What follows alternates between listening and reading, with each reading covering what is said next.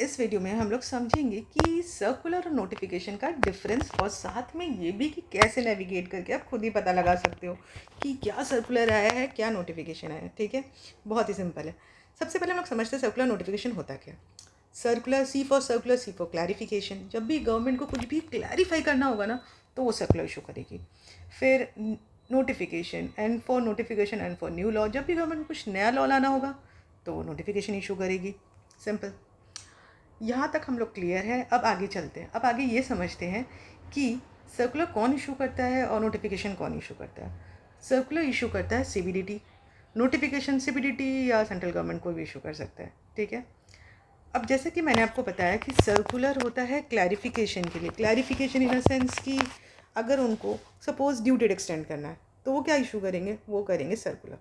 पर उनको कोई लॉ में चेंज, यानी इनकम टैक्स का रेट ही चेंज कर देना है कुछ। हाँ, इनकम टैक्स का रेट नहीं, बेसिकली रूल्स में जो रेट दिए हुए हैं ना, इनकम टैक्स रूल्स, उसके कोई रेट दिए हुए हैं, उनको चेंजेस करना है तो वो लोग नोटिफिकेशन इशू करते हैं।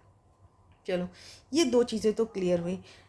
अब बाइंडिंग की बात करते हैं, किस पे बाइंडिंग होता है। अगर ये सोचो, सर्कुलर अगर कुछ क्लैरिफाई कर रहा है तो गवर्नमेंट खुद ही जब क्लैरिफाई कर रहा है तो ऑफकोर्स वो अपनी बातों से बाइंडिंग है। वो जो बोलेगा उसको मानना पड़ेगा, उसको तो मानना पड़ेगा कम से कम। और नोटिफिकेशन जब कोई लॉ चेंज हो रहा है, कुछ वैसा कुछ चीज़ें हो रही है ना, तो वो तो दोनों पे ही बाइंडिंग हो जाएंगे, एसएससी पे भी और गवर्नमेंट पे भी। चलो एग्जांपल से समझते हैं। आपको जाना है incometaxindia.gov पे। वंस आप यहाँ पर जाओगे तो यहाँ पर आप नेविगेट करके आपको दिख रहा है सर्कुलर नोटिफिकेशन। यहाँ आपको क्लिक करना है। यहाँ क्लिक करते ही ऑप्शन में पूछ रहा है आपको सर्कुलर के बारे में जानना है कि नोटिफिकेशन के। सपोज़ मुझे सर्कुलर के बारे में जानना है तो मैं सर्कुलर पे क्लिक करूँगी, और नोटिफिकेशन पे के बारे में जानना है तो नोटिफिकेशन पे।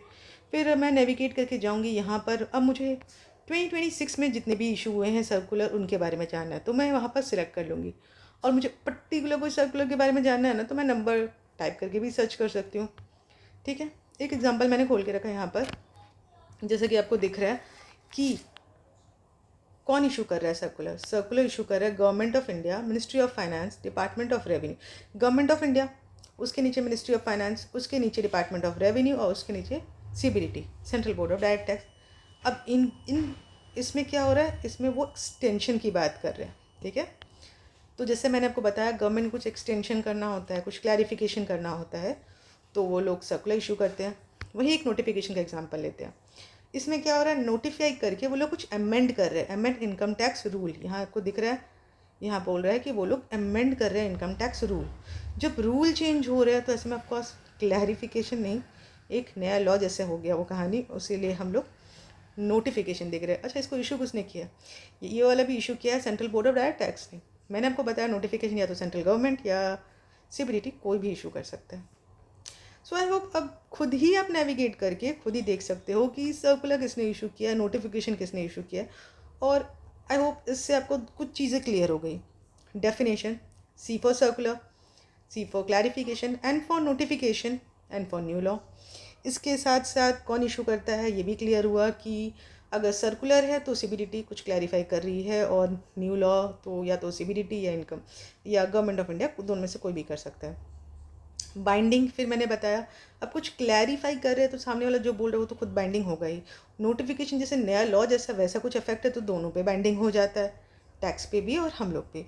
इसके अलावा हम लोग ने नेविगेट करके चीज़ों को भी समझ लिया। आई होप इससे काफ़ी कुछ क्लियर हुआ हो। ऐसे ही इंटरेस्टिंग वीडियो के लिए, टैक्स को और डिटेल में समझने के लिए फॉलो करें।